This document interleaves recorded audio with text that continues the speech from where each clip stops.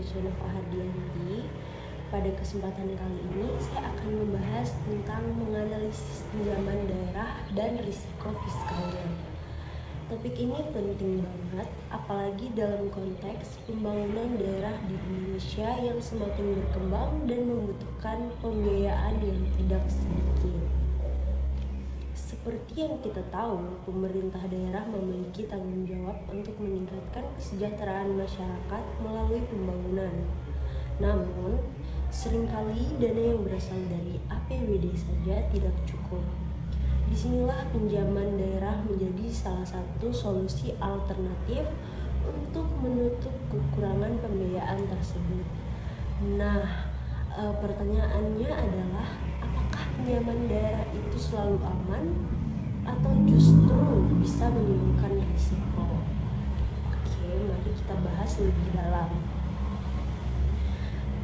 Pinjaman daerah pada dasarnya adalah dana yang dipinjam oleh pemerintah daerah dari pihak lain seperti pemerintah pusat, lembaga keuangan atau bahkan pihak luar negeri yang nantinya harus dikembalikan pada jangka waktu tertentu beserta bunganya.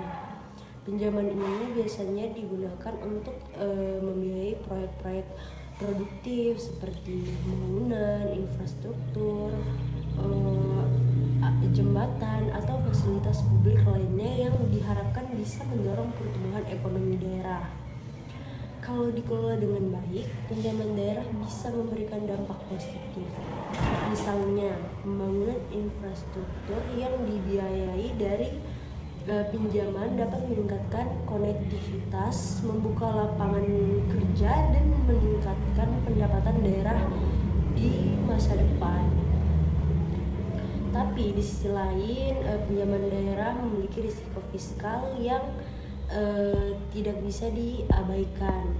Risiko fiskal itu sendiri adalah potensi masalah keuangan yang bisa terjadi di masa depan akibat keputusan keuangan saat ini. Dalam konteks pinjaman daerah, risiko ini bisa muncul jika daerah tidak mampu membayar kembali pinjaman tersebut. Salah satu risiko utama adalah beban utang yang terlalu tinggi. Kalau pemerintah daerah tidak banyak berutang tanpa perhitungan yang matang, maka anggaran di masa depan bisa terbebani oleh kewajiban pembayaran, cicilan, dan bunga. Akibatnya ruang fiskal untuk belanja publik jadi semakin sempit. Selain itu, ada juga risiko dari ketergantungan terhadap pinjaman. Jika daerah terlalu sering mengandalkan pinjaman, maka kemandirian fiskalnya bisa menurun. Padahal idealnya daerah mampu membiayai kebutuhan dari pendapatan asli daerah. Risiko lainnya adalah ketidakefektifan penggunaan dana pinjaman. Misalnya pinjaman digunakan untuk proyek yang tidak produktif atau tidak menghasilkan manfaat ekonomi yang jelas. Nah, hal ini tentu berbahaya karena utangnya itu tetap harus dibayar, tapi tidak ada peningkatan pendapatan sebagai kompensasinya. Maka dalam pengelolaan pinjaman daerah diperlukan prinsip kehati-hatian. Pemerintah daerah harus memastikan bahwa pinjaman yang diambil benar-benar untuk kegiatan produktif, memiliki perencanaan yang matang, dan sesuai dengan kemampuan keuangan daerah. Selain itu, pemerintah pusat juga biasanya menetapkan batasan-batasan tertentu agar pinjaman daerah tetap terkendali. Misalnya melalui risiko kemampuan, pembayaran utang, dan lain-lain.